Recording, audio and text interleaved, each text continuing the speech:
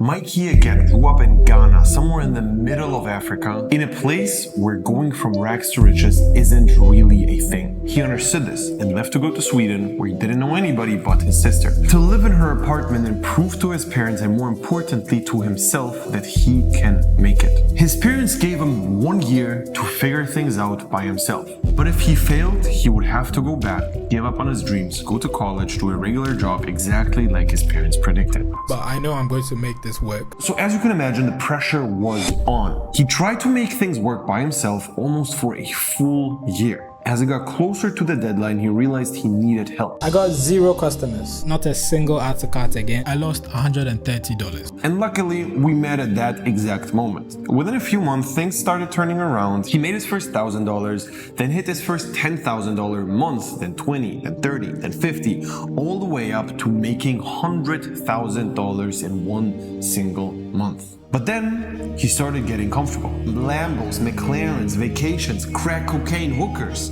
Well, alright, it wasn't that bad. But he actually did slow down, started working less and stopped paying attention about expenses, and out of $300K profit, only $100K was left in the bank. Literally wasted $200,000. So now, let's get into what went wrong.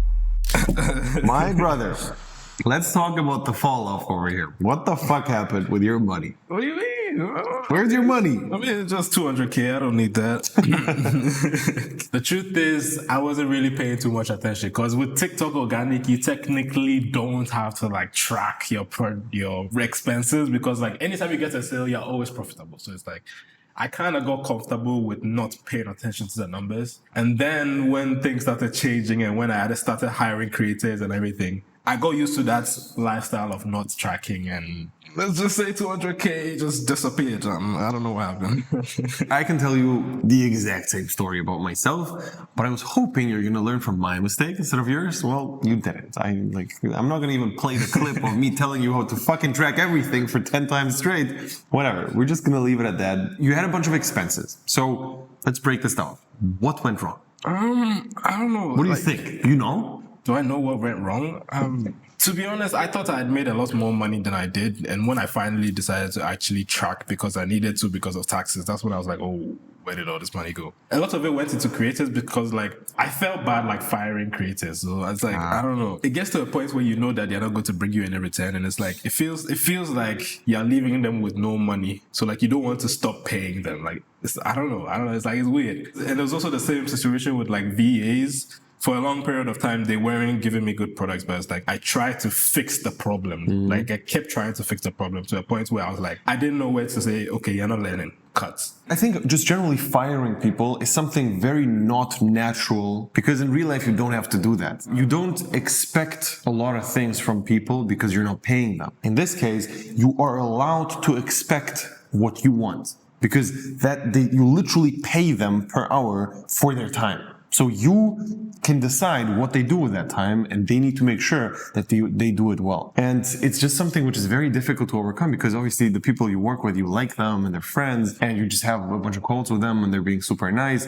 And also like confronting them about it is very like... Yeah, especially when it's like friends and family, because it's like sometimes they don't perform and it's like you don't want to ruin the relationship. So it's like I have to like slyly find a way to cut them out without like causing problems. Yeah. You know? And it's, I don't know, I guess it's just something I need to get over. Yeah, no, well, that's for sure one part of it. I think like what makes it much easier is the expectations from the get-go in the beginning. You literally just tie results to them staying. Like you can tell them, look, I have this opportunity for you. I would love for you to take this role. It's generally something that needs to be done. I'm expecting this and this. If it's not done, I will have to find somebody else because like I don't care about I genuinely just need this thing to be done, and I would love you to do it so you can also benefit from it. But if you don't, I'm not going to be able to keep you around. And if you frame it that way from the get-go, it's going to be much easier for you to let go of them if they actually don't perform. And also, they know what to expect. Actually, that's a good point because, like, in my situation, like, especially maybe like product research VAs, at that point, I don't know the best way to do things because I myself hadn't done it myself. So I don't know whether it makes sense for them to realistically be able to find 10 products within a specific amount of time, how much to pay them. So, like, at that point, I was working with them to find the best way to do things. So it's like, I can't fire them because in the beginning, I didn't give them like set criteria. So it's like, at that point, how do you say, okay, you're not doing what you're supposed to do? Because in the beginning, I didn't tell them what they were supposed to do. So I just gave them like a rough, and it kept changing over time. I think the problem was that you didn't even see that that's an issue. And like you didn't really let us know that there's something going wrong. And like we didn't like, there was no moment in time where you were like, listen, I'm losing money right now. These guys are not performing. Something's going wrong. And you basically just like went along with it. We didn't see your tracking. You didn't see your expenses. We didn't know anything. And all of a sudden it's money gone, you know? Yeah, it's because like I felt like you were just going to tell me that it's a problem that you need to fix. Like, cause like the first time I told you, I was like, okay, I'm not going to work with these VAs anymore. You were like, what are you doing? Like, have a call with them, try and get things fixed. I did have a call with them. Things got fixed and then it broke again. So I felt like if I told you there's a problem, you would just say like, don't give up, just try and fix it. So I guess I was thinking like that and it just stretched out for a crazy amount of time. And I was like, yeah, like it obviously depends on the context. Like if somebody fucks up the very first week and they don't make things work, you cannot just fire them. Like you have to look at their work, see what's going wrong, have a call with them, and like give them a few chances for sure from the get-go. But at some point it just gets too much. And this is also like a very important decision to make because the first thing you need to look at is everyone fucks up, which means I fuck up. Like if every creator, if every person who's being a VA is bad, it's not the VA, it's the system. And this is what you told me. Like you literally told me like all of the guys I hired for product research, they suck. I was like, okay, so if all of them suck, I bet you suck. Like I know for a fact that it's not all of them, but just one. That's why I basically told you to create systems and then basically check if they actually follow the criteria, if they have enough in the KPIs and all of those things. The longer you do it, and if you see that if a system still doesn't help, then they actually maybe suck. It just depends on like the circumstances, and obviously it's a big problem I see with people in general in the program who think, all right, I know the answer, so let me not ask. yeah. In some cases you do, but in a lot of the cases you don't. And it's like, I hired like a bunch of people already and I had to let go of a bunch. I know what to do with that. I think a big learning should be also trying to see that problems exist and you need to bring them to the table. But I think another thing, like besides all of this, was just like lifestyle. Your mental focus went in another direction after we went to Dubai. Let's talk about this. Before Dubai, I was literally the guy who was literally like, wake up, go straight to the gym, come back from the gym, work. Don't go out, don't do this. I was literally like the whole monk mode thing. Because I felt like it was essential to get to like from 0 to 1, especially when other people are just chilling. I came in straight fresh from Dubai and then met you guys. You guys were so like chill, just partying, having fun, having a good time, and then switching back in the morning to still being able to make the crazy amount of money. Like you were chilling, but then you were making so much more money than me. In my head, I was like, okay, I guess I don't really have to be in that phase to be able to make the crazy amount of money. At that point, I was like, all right, cool. Let's have some fun. Let's chill. Let's like go out with friends. Let's talk to girls. Let's, do all that crazy stuff. And then I guess it kind of distracted me, I guess. Yeah. I mean, everybody sees that like on Instagram, especially, right? Like I'm not the guy who's like too flashy, but in real life, you see it. If you're hanging around, you see what's going on. But I think the impact of real life is so much stronger than Instagram, because if you see a guy on Instagram just flexing his Lambo or whatever, you might associate that still with work and not being realistic. But then you see it with your own eyes. Like I'm on vacation mode and I'm basically not like I'm working maybe like 4 or 5 hours a day and then just going out, having a good time, all of that. But there's like a lot of things happening in the background which you don't see. And it's literally that back then, probably like 15 people stayed not in Dubai and were all working full time and did the thing, like got the things going. So it's just a matter of the work was still being done. Yeah. So it's just because I don't really have a full structure set up. So like if I stop, everything stops. Yeah. Yes, I guess maybe I didn't really like keep that into consideration, But also, I think you didn't even see that you restructured your days until we actually looked at your calendar. Yeah, Remember? I mean, yeah, like, I don't know, like, it felt like I was doing the exact same thing I was doing a few months ago. And then you guys were like, all right, cool. Stop fooling around. Let's just go back a few months. In your calendar, like, let's just look at it Let's just together. literally actually look at what you were doing. Yeah. And then it was like a night and day difference. Like, my whole, like, from like 8 till like 2 or something was completely filled. And now, like it ends at like 12, and then there's a lot of white spaces. So it's like, I have been chilling a lot more, I'm not gonna lie. It's kind of annoying me now, especially even in this trip now, like I'm kind of chilling. Because like it's kind of getting to me. So like, not anymore. Never again. Never again. And I hope that this thing here is like a little bit of a wake-up call for you, so that you actually have to go really, really hard when you come back, and basically go into this like deep zone where you were before. It is still kind of hard though, because I do still have that backup money behind me. So it's like, how do you like panic in a way when you still have the safety net? Like, if like literally if there's a safety net and you're walking on a tightrope, you definitely will never be as nervous as if there was no safety net. So how do you like make sure you don't like fall off even though there's a safety net, you know? The safety net's, like, in my eyes, not real right now. I don't see a safety net. Like, you have 130K in the bank account. It's not enough to sustain your family. It's true. For me, I'm good, but like I can't really like retire anybody. No, not at all. Not at all. So like I would see that as a standard for safety nets. I'm panicking with the thought of not being able to keep like sustaining my family right now. And I understand if things would drop, and it is very expensive to sustain multiple people. Like, that's actually expensive. That's like a really big fear I have. It's just something which is not possible with 100K. This is not realistic. Like, yes, with 100K, you have a backup in terms of if the business crashes, you might be able to start something new, and it's going to be a little bit more chill doing that, but it's not enough. 100K is to become $1 million. That was your goal initially. That was what you wanted to do. We have our little 50K bet going anyways. Yep. We have the 17th of April. We have how much? Like 7 months left to get from 130K to $1 million in the bank. And if no, this guy owes me 50K. If he does, I pay him 50K. Well, by the way, what happened to our previous bets? 100,000 subscribers. Who gets there first? Well, that was a trip. Well, first of all, you're here on a fucking free trip, so chill out. No, that doesn't count. That doesn't count. All right. Last time also. Yes, sir. We do have the 50K, but I need to have $1 million in the bank by the end of this year. Just for the camera, I didn't like. This is you tried it. It was not. He doesn't believe I'm going to do it. No, it is the whole. Apparently, it's unrealistic, but. We'll see. But I went from 100K to $1 million, and it took years. It's difficult. Well, you ain't me, bro.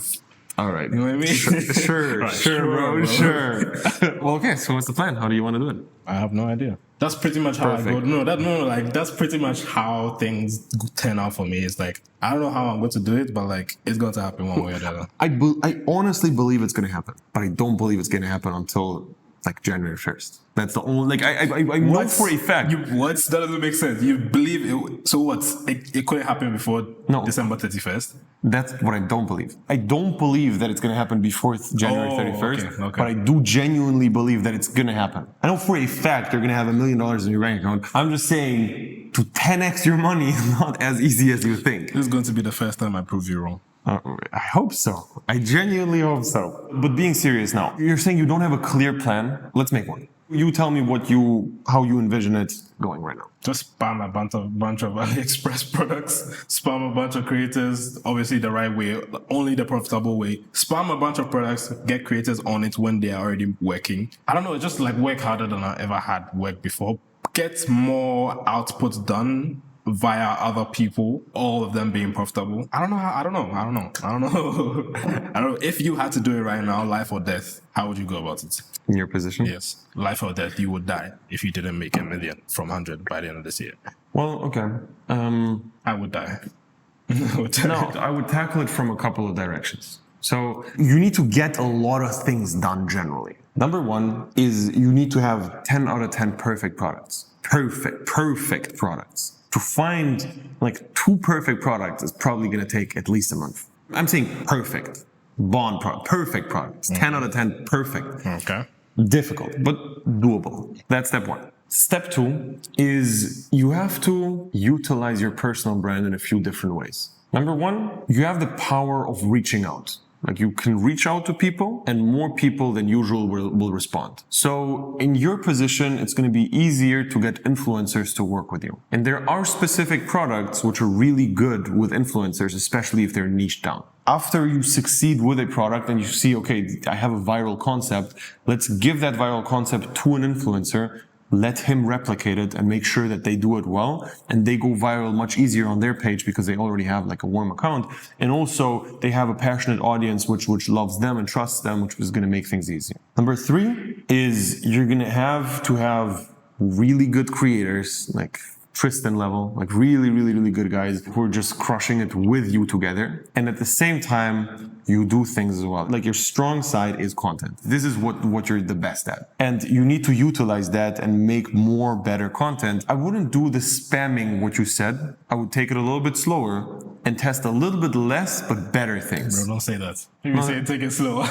Go to start chilling. No, it's just that I want my 50K. No, I'm saying slower in terms of way more volume. So in terms of to-dos, it's going to be more things to do. But in terms of outcome, you're going to have less products you found, like being more selective and only testing perfect ones. Because again, it's all about leverage. Your content is good. That's not your bottleneck. Your bottleneck is products. And the only way to solve that is finding a vehicle, which is the product, which is going to be as good as your content. The leverage you're going to have with like the same amount of views is going to be obviously 10 times more if you have perfect products. On top of that, you like it or not, but you're going to have to run ads.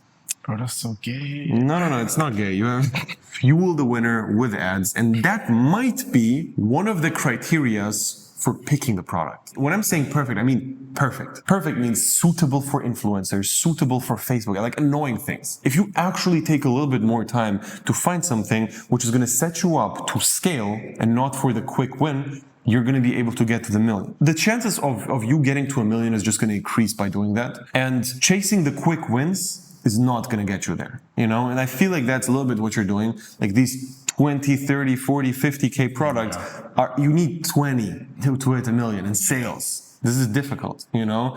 2 or 3 really good products are going to be enough. And the other couple ways you can leverage your personal brand is, number 1, launch a community where you get money, you monetize your brand. Crazy concept, I know, right? But this is something which is going to for sure get you closer to $1 million. And also, I would use my face to find creators who are going to work for me for free. And you pay them with your time. Like you pay them by telling them how to make better content. There are hundreds of organic dropshippers which would love to learn from you for free just for a few hours a day of them creating content for you. I know that for a fact. So all of these things combined maybe will get you to $1 million. Again, these are very difficult things to execute. Like this is how I would approach it, but it's very difficult. I'm ready for it. I don't care what you say, bro. I don't care. I'm ready. I'll do it. What am I going to do? I have nothing else to do. Just work. We'll make it happen. But I also don't want to discourage you. Like you should. I don't even want to. No. It's like I'm always trying to prove you wrong. Yes, don't worry. This will be the one 50K bet. This will be the one 50K is on the line. Yeah. Who cares? I'm going to be a millionaire anyway. So yes, that's true. Do you really think that I will be able to make $1 million in the bank? This guy has proven me wrong every single time. I feel like this is the one time I'll actually prove him wrong. I genuinely hope I will owe you 50K by the end of the year. Leave it in the comments. In general, I'm just a person who's realistic and I try to be as honest as possible about everything I do. This is the same exact case in our program where every time somebody tells me something, I'm not going to sugarcoat anything. I'm just going to tell you what I truly actually think, and I'm going to tell you if something is not realistic or it is. I just think that this is a very big part of the entire program, that you can actually trust my opinion and every person I basically brought onto the team. So I'm going to tell you right now, you won't become a millionaire next year. Like I'm telling you personally, you will not make that work. However, as a beginner, you might be able to hit your first 10K profit a month. That is something which I genuinely think is realistic. And we didn't do that with only Mikey. If you just look onto my channel and look at the amount of case studies we have, it's unbeaten. Nobody else has the amount of people who actually have real success with dropshipping as we do. If you want to join the program, click the link below, sign up for a call. We just see if it's a good fit. And if yes, we're going to start working together in a one-on-one program where you, me, and my team are going to work directly with you to get you to your first 10K profit a month. And obviously, if you're more advanced, the main focus of ours is not going to be getting you to 10K a month, but to scale to consistency over the long run. Click the link below and I will see you soon.